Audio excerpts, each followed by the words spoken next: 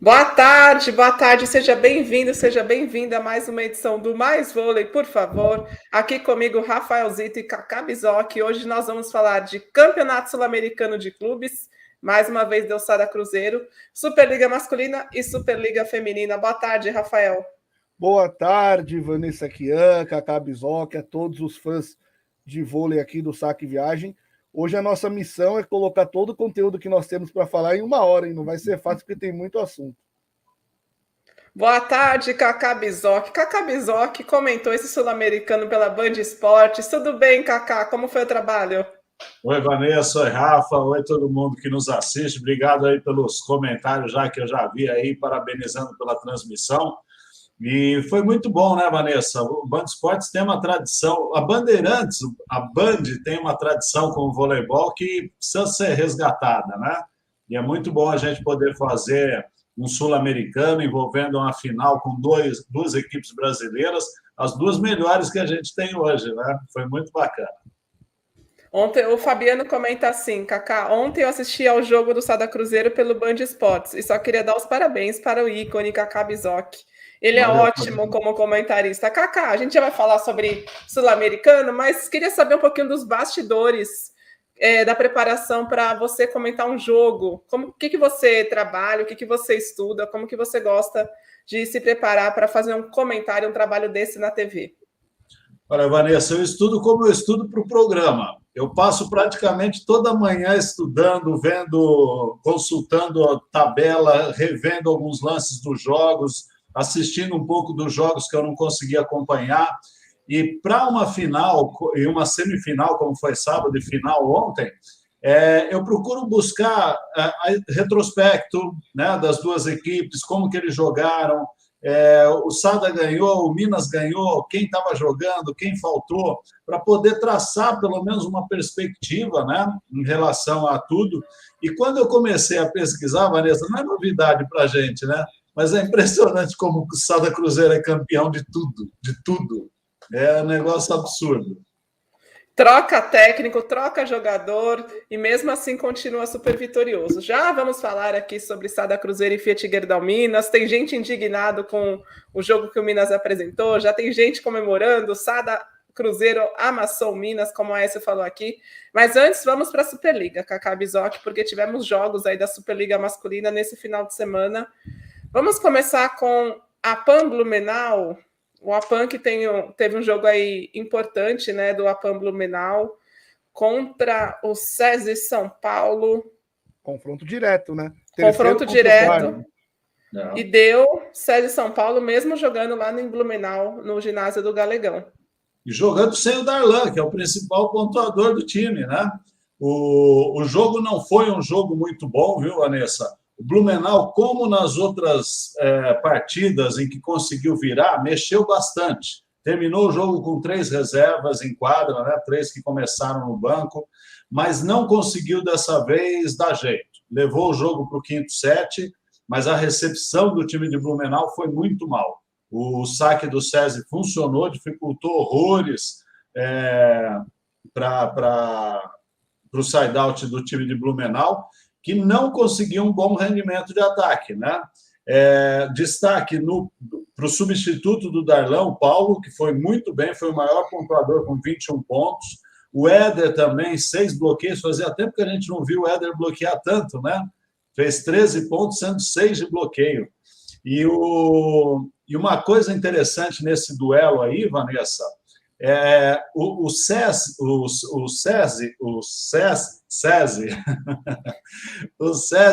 apostou o jogo todo, mesmo depois dos sets que perdeu, numa formação interessante, com o levantador saindo na rede.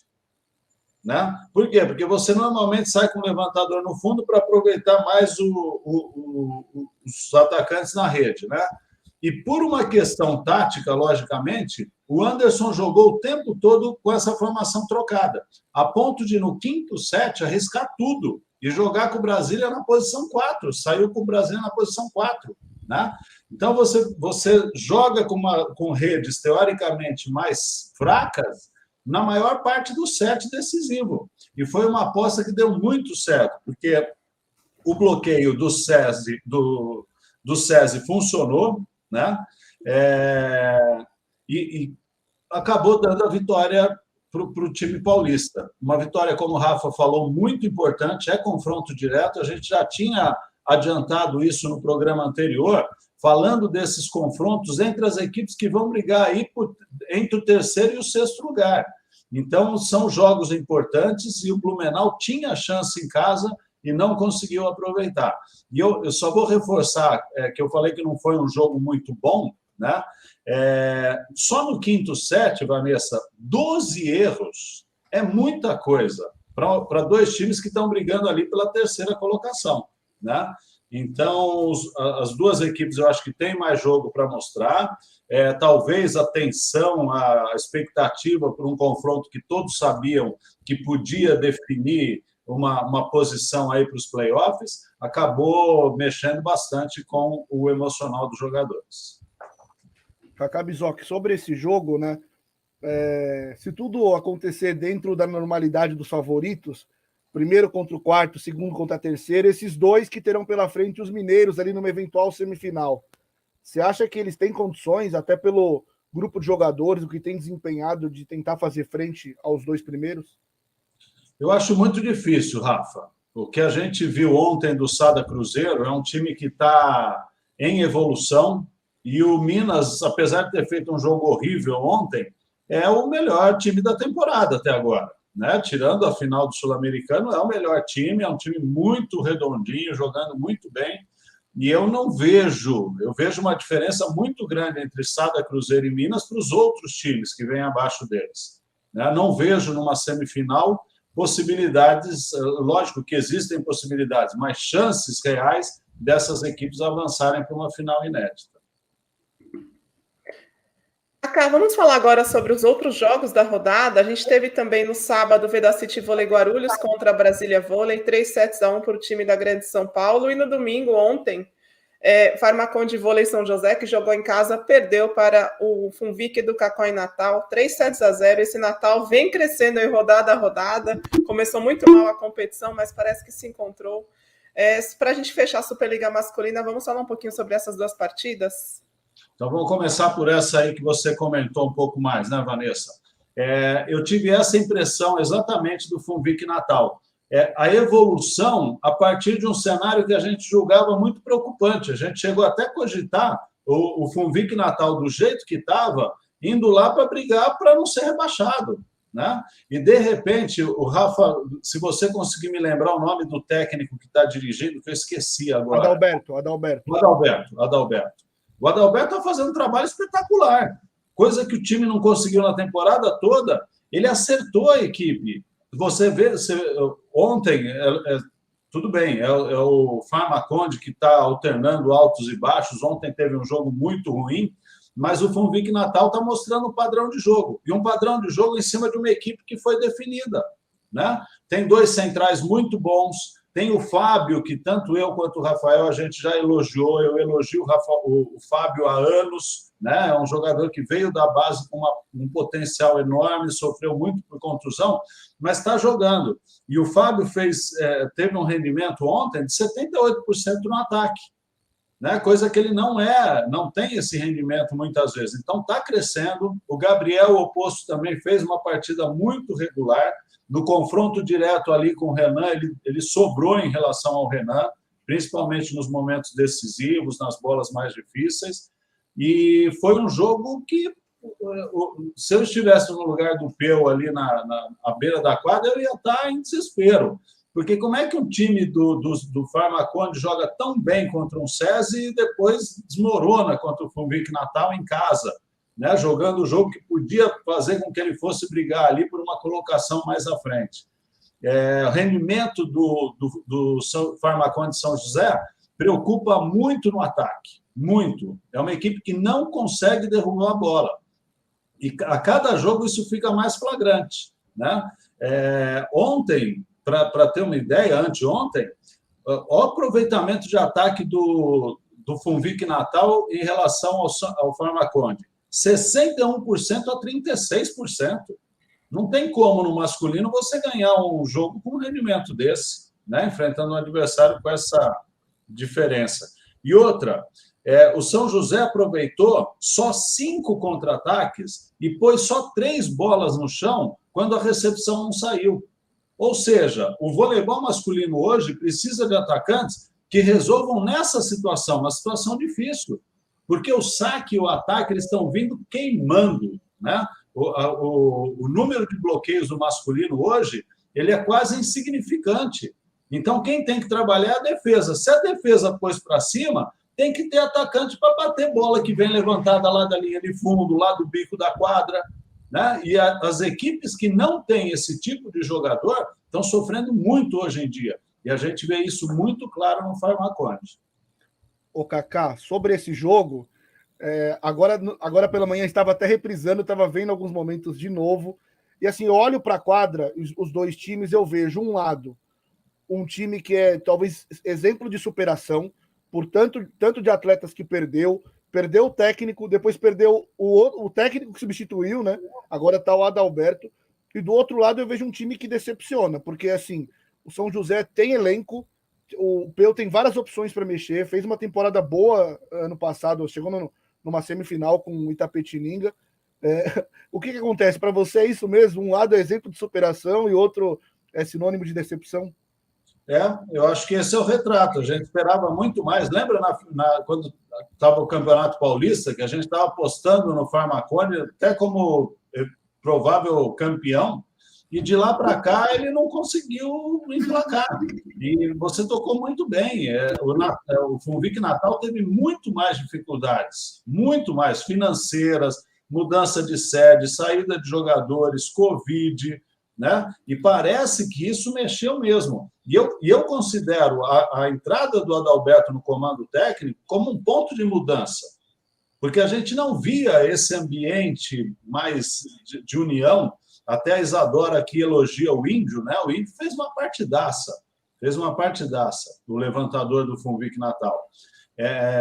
Então eu vejo sim, eu vejo o Funvic Natal crescendo a partir da dificuldade e o Farmaconde não conseguindo mostrar que realmente veio para brigar por alguma coisa. Kaká, deixa eu fazer uma pergunta aqui do Fernando. Ele pergunta assim: na Superliga Feminina nós temos visto que o nível em praticamente todos os times tem aumentado nesse fim de fase de classificação. Está acontecendo a mesma coisa, a mesma evolução no masculino? Eu não vejo no masculino, não, Fernando. Você fez uma observação muito interessante, né? Porque o masculino eu vejo o Sada Cruzeiro evoluindo, o Minas mantendo o padrão, e os outros não dá para a gente falar. Mas o SESI está bem. Hoje eu estou confundindo o SESI e o SESI aqui. Terceiro setor. É tudo sistema S, Kaká, não tem problema. O SESI também não embala, né? É um time bom, é um time que vem ganhando jogos importantes, mas como começou a temporada, a gente esperava uma evolução. Também se manteve. Vôlei Renata está entre altos e baixos. Blumenau faz uma ótima Superliga, mas ainda não mostrou força para a gente falar assim, poxa, esse time acho que pode chegar, né? Então eu vejo sim, Fernando, o feminino uma evolução boa de algumas equipes, mas o masculino a gente tem praticamente o mesmo cenário. Bom, vamos para outro jogo, então. Vedacity Vôlei Guarulhos contra a Brasília Vôlei, 3-1 aí do time do Guilherme Novaes, e com esse resultado, o Vedacity está na 5ª posição da Superliga Masculina. E a grande notícia dessa partida foi o retorno do Franco, que jogou o jogo todo, fez 17 pontos, comandou novamente o time de Guarulhos, e o Franco é peça fundamental para o time de Guarulhos querer alguma coisa. A minha equipe, né, de aposta, vocês sabem disso, mas ele teve muita dificuldade quando o Franco ficou fora. Ainda precisa de uma evolução dos centrais, que estão sendo substituídos constantemente. E outro destaque também de um jogador que voltou a jogar bem como titular é um que o Rafael gosta muito, que é o João Frank. O João Frank fez uma ótima partida também. Então, para essa reta final, como a gente estava comentando, quem conseguir se projetar um pouquinho, eu acho que vai levar vantagem. porque, como a gente já tinha comentado no andamento aí da classificação, essas equipes que estão brigando aí pelo bloco intermediário, elas vão se enfrentar aí em 2 partidas. Um vai ser terceiro, o outro vai ser sexto, um vai ser quarto, o outro vai ser quinto. Então, 2 vão passar para a semifinal, né? Então, eu não vejo hoje uma diferença muito grande, porque todas elas, você fala assim, vai depender do dia, não é? Vai depender do dia, do SESI, do Blumenau, do Renata, do Guarulhos. Vai depender do dia. Então, se tiver no dia, faz 2 dias bons, fecha a série e vai para a semifinal, né? E para 3 equipes aí seria espetacular, principalmente para 2 que nunca chegaram, que é Guarulhos e o Blumenau. Guarulhos e Blumenau que se enfrentam nesta terça, né? Em Blumenau, e tem alguns dados curiosos, né? O Guarulhos tem 3 jogadores que estavam em Blumenau, né? Franco, o Pato e o Babu, né? Já jogaram por Blumenau. E tem um encontro familiar, viu, Kaká? Cunhados. O Thiago Blender é casado com a Nicole, que é a irmã do Franco, então tem esse duelo de família. Vamos ver para quem a família vai torcer nesse confronto. E sobre o Vedacity Guarulhos, tem oscilado nessa reta final, né? Não vinha bem, aí conseguiu uma vitória complicada até contra o Uberlândia, e já jogou David, agora volta João Frank, né? Talvez o Guilherme Novaes tenha que meio que definir um sexteto, né? Ou contando com o líbero 7 jogadores, para que o time consiga encorpar ainda mais, pensando em playoffs. Bom, vamos falar agora então o Rafael trouxe aí a agenda, né, dos próximos jogos. Nesta terça-feira tem confronto entre Vedacity Vôlei Guarulhos e a PAN Eleva Blumenau. Vamos falar aqui de classificação, Kaká. Posso falar desse jogo? Você vai jogar a classificação, né? Isso. Esse jogo define muita coisa. Muita coisa. Se Blumenau vencer, ele garante o 4º lugar e ainda sonha com o 3º. E se Guarulhos vencer, ele assume o 4º lugar que é de Blumenau hoje. Então, é um jogo importantíssimo. Se Blumenau vencer, ele está em 4º, manda as quartas de final em casa e vai para as próximas rodadas podendo ficar em 3º.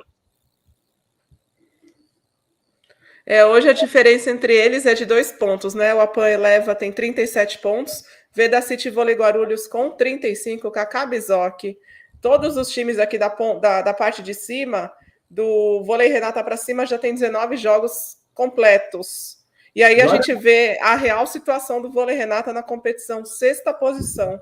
Espera só um pouquinho, Vanessa, só para completar aí Blumenau e Guarulhos, os adversários de Blumenau, depois de Guarulhos, pega Minas e Sada. Tá fácil, não? E o Guarulhos pega o Sada e o SESI. Só pedreira. Você estava falando do Vôlei Renata, né, Vanessa? Isso, agora ficou mais clara a posição deles, porque agora todos os times estão com o mesmo número de jogos, 19 jogos. Isso, e o Vôlei Renata pega o Funvic, o SESI e Brasília. Funvic e Brasília são os jogos que precisa ganhar para poder continuar brigando aí por essa posição. E aí vai decidir com o SESI, né? Se sonha ficar entre os 4 primeiros, ou até se pode brigar lá atrás, o 6º, o 7º, se tiver 3 resultados negativos, acaba permitindo que o Funvic e o Farmaconde cheguem próximos, né? E até ultrapassem. A Isadora, por exemplo, está apostando aí numa das quartas de final, SESI São Paulo contra Vôlei Renata. Se o Vôlei Renata terminar na 6ª posição e o SESI São Paulo na 3ª, esse confronto se concretiza. Ô, Vanessa, rapidamente, né? O Vôlei Renata, apesar de ter um jogo a menos, mas corre risco, né? Porque faz confronto direto contra a Natal, a diferença de 3 pontos. Né? Pelos adversários que tem, se o Natal vence o SESI e depois o Vôlei Renata tropeça, pode até cair para uma 7ª posição. É improvável, mas está ameaçado sim. E aí ninguém quer em Campinas, né, Rafa? Pegar o Minas ou o Sada, todo que quer escapar. Cacá, vamos pular agora para o Sul-Americano de Clubes, falar um pouquinho dessa conquista do Sada Cruzeiro, 8ª conquista continental do time de Contagem. Foi uma lavada a final diante do Fiat Gerdau Minas, um 3-0 imponente. Como que você viu esse Sada Cruzeiro dentro dessa competição sul-americana de clubes? Fortíssimo, fortíssimo, Vanessa. O que ele fez com o Minas ontem foi um negócio absurdo. O Minas não conseguiu jogar, né? O Sada Cruzeiro fez um jogo impecável, todos os jogadores muito bem. Eu até chamei a atenção no final da transmissão, sem nenhuma substituição. Ninguém entrou no time do Sada Cruzeiro. O time jogou do começo ao fim com a mesma formação. Todos os fundamentos funcionaram bem, todos os jogadores foram muito bem. Então, o que eu vi foi um Sada Cruzeiro muito forte, como eu só tinha visto no Mundial. Se mantiver essa ascensão na Superliga, eu acho que vai ser difícil encarar esse time do jeito que jogou ontem. O Minas vai... E o Minas precisa mostrar força exatamente contra o Sada Cruzeiro, porque precisa também ver como que o Minas vai reagir a um jogo tão diferente, tão dispar, né? A diferença entre um time e outro foi muito grande. Então, para um time que estava na liderança, que era considerado o melhor time do campeonato, precisa esquecer o dia de ontem e partir para a Superliga, que é o que resta na temporada. E ele está muito bem, e tem um time ótimo. Só que ontem não conseguiu jogar. Então, se os jogadores ficarem com isso na cabeça, o time não vai jogar mais na Superliga. E dependendo do cruzamento que tiver, por exemplo, com o Vôlei Renata, né, que foi um jogo equilibrado também a semifinal, nós tivemos 2 sets de diferença de 2 pontos, e o Vôlei Renata ainda sem o Lucão entrou só ali algumas vezes para bloquear, fez a inversão. Vai ser um confronto dificílimo, dificílimo. Então, o Minas precisa passar a borracha deletar essa final e continuar buscando o melhor jogo dele. Precisa evoluir, precisa crescer no campeonato, porque pode encontrar dificuldades a partir das quartas já. Deixa eu agradecer aqui ao Jonatas Galúcio. Bom dia, gostei de ver o Kaká, olha como ele escreveu, Kaká comentando no Band Esportes. Cruzeiro dominou tudo, times mineiros comandando a Superliga feminina e masculina. Braços de Macapá. Obrigada, valeu, Jonatas, por você estar com a gente. Kaká, o quanto o saque do Sada Cruzeiro foi fundamental nessa partida. A gente fala muito sobre o saque do masculino, que existe muito erro, né? Você até falou que seria importante os times balancearem entre o saque forçado e o saque mais seguro, mas o saque do Sada Cruzeiro ontem fez toda a diferença. Fez toda a diferença, Vanessa. Se eu passar aqui os números para você, dá uma impressão até de que eles erraram demais, né? Foram 6 pontos de saque e 16 erros. Só que todos esses erros foram quando o time já estava muito à frente. Muito à frente. Então, aquela hora, eu estou 5 pontos na frente, deixa eu socar Mamona aqui, né? Até eu brinquei durante a transmissão que passou aquela Mina, teus cabelos é da hora, né? Que era do Mamonas Assassinas. E eu falei, a música tem tudo a ver com o jogo, porque está soltando cada mamona o time do Cruzeiro no saque, e é isso que faz o jogo. Mas teve 16 erros. Teve quando o time estava na frente, podia errar, né? Jogou tão fácil que se deu ao luxo disso. Ô, Kaká, eu até vou replicar aqui a pergunta que eu fiz durante a transmissão. Só leram meu nome, não fizeram a minha pergunta, mas então eu vou fazer agora. Kaká, assim, olhando o jogo, né, e olhando a campanha do Fiat Gerdau Minas, eu acho que se baseava muito essa superioridade dele em cima dos demais pelo tripé de recepção. E justamente o que a Vanessa falou e você comentou agora, o saque do Sada Cruzeiro minou totalmente a confiança e tirou do jogo Mike, Leozinho e Honorato, né? Tanto que o único que jogou bem ali dos ponteiros foi o Marcos, que entrou depois. Passou muito por isso, o jogo ruim do Minas passou muito por essa falta de confiança desses 3 jogadores que geralmente controlam ali o fundo de quadra? Com certeza, Rafa. E o Leozinho, né, que eu chamei de Juninho, uma boa parte da transmissão, aqui no programa também eu troco as bolas, mas o Leozinho ele foi mal já na semifinal e voltou a jogar mal na final. Tanto que o Marcos jogou quase toda a semifinal contra o Vôlei Renata e ontem também, uma boa parte do jogo. E aí ficou nas costas desses jogadores, você chamou muito bem a atenção, o Mike não foi bem também na recepção, né? Chegou uma hora ali que o Cruzeiro já não estava nem mais dirigindo. Alguns saques eram dirigidos no Honorato para tirar aquela pipe dele que é muito forte, mas depois, com essa facilidade, foi para qualquer lado. Saque forte é saque bom, né? E até o Arthur Bento entrou. O Arthur Bento terminou a partida. Mas o Arthur foi o melhor passador, né? O Arthur passou tudo na mão. É lógico que é uma situação de final de jogo que já estava definido, não tinha mais ninguém que acreditasse que o Minas pudesse virar, mas o Arthur Bento foi bem, só não foi tão bem no ataque. Mas se ele entra ali para equilibrar um pouco antes na recepção, eu acho que o time podia até pensar diferente. Agora, passa a ser também uma opção para o Neri Tambeiro, o Arthur Bento. Né? O Marcos foi bem, resolveu o problema, é um cara que vai alto para caramba, como ele pega alto, né? Ele salta demais. Mas é jovem também, assim como o Arthur. Então, eu acho que o Arthur passa a ser uma opção também para recepção.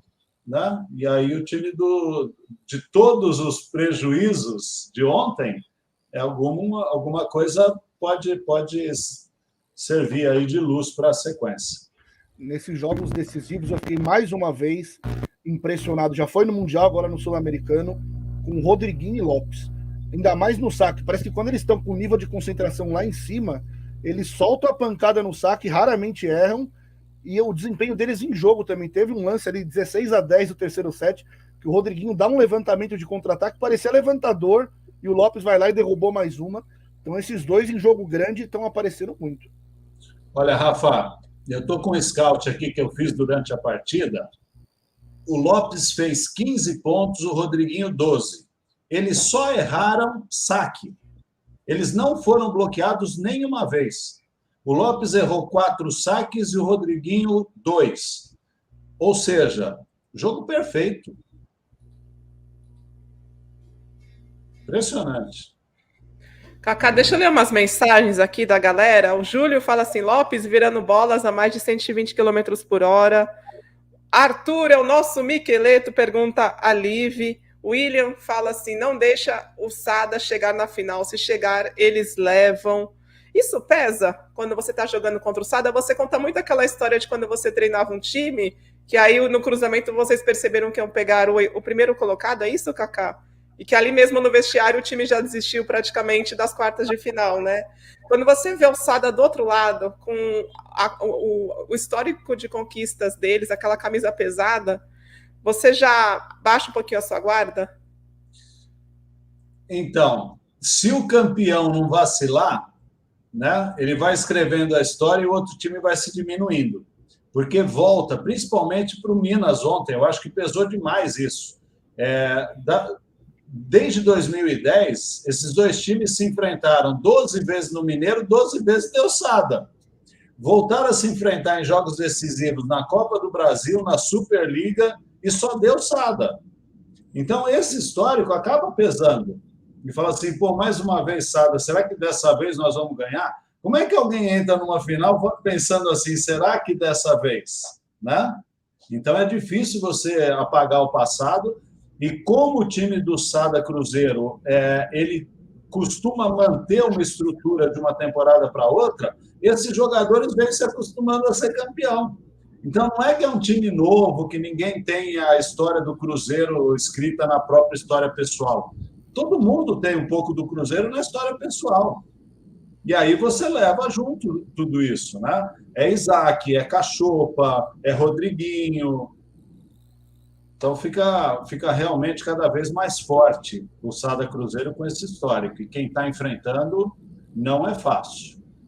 E pegando a mensagem do Golden Setter, Vanessa, é bom tirar o Sada Cruzeiro antes, então, porque se chega na final, esse time com a concentração, quando joga em decisão, é difícil ganhar mesmo. Isadora, você está correta. E sabe quem é o grande responsável por isso? O Cachopa. O Cachopa, se não fosse o Lopes um atacante, o Cachopa tinha que ser o MVP do campeonato. O que ele deixou o bloco quebrado do Minas ontem, eu até brinquei, quando o Juninho foi receber o troféu lá da seleção do campeonato, ele falou alguma coisa do Cachopa, né? E eu comentei, eu falei assim, ele deve estar falando assim, ô seu filho da mãe, você me fez dançar hoje mais do que qualquer balada, né? Porque que show do Cachopa. Por falar em conquistas, essa conquista, a 8ª conquista do Sul-Americano de Clubes por parte do Sada Cruzeiro, representou o 43º título da história do clube. Segundo o time do próprio Sada Cruzeiro, já são 82% de finais vencidas desde 2010. 82%. É o melhor time do Brasil de todos os tempos, Vanessa, não é? A cada 10 finais que eles entram, eles ganham 8. Ninguém ganhou tanto e tanto título importante. Exato, Kaká. Bom, vamos trazer aqui a seleção do campeonato. O Vôlei Renata acabou vencendo aí o Policial Vôlei na disputa do 3º lugar, ficou com a medalha de bronze. Trazer aqui a foto da seleção do campeonato, antes da gente partir para o masculino, para o feminino, né, para falar de Superliga Feminina. Aqui, então, tivemos Lopes eleito o MVP da competição, da esquerda para a direita. Mike, melhor líbero. O Adriano, do Vôlei Renata, eleito um dos melhores ponteiros. Leandro Bissotto, oposto do Fiat Gerdau Minas, melhor oposto. Leozinho, eleito um dos melhores ponteiros também, Fiat Gerdau Minas. Aí o Cachopa... Juninho, desculpa. O Cachopa, que o Kaká Bizoc trouxe aqui, que poderia ter sido eleito MVP, melhor levantador. Olha a diferença de estatura do Cachopa, né, para os centrais e oposto. Otávio, Sada Cruzeiro, um dos melhores centrais. E aí, Rodriguinho, um dos melhores ponteiros, Sada Cruzeiro. Aqui a seleção do campeonato. Então, representantes aí do campeão, vice-campeão e medalhista de bronze. O Adriano e o Bissotto, Vanessa, mais pela campanha, o Adriano pela disputa do bronze, que ele foi fundamental, foi o jogador que mais pontuou, segurou a onda quando o Gonçalves e o Evandro precisaram sair, mas na semifinal ele não foi tão bem, né? Tanto que acabou no banco de reservas. E o Bissotto foi melhor na semi do que na final também.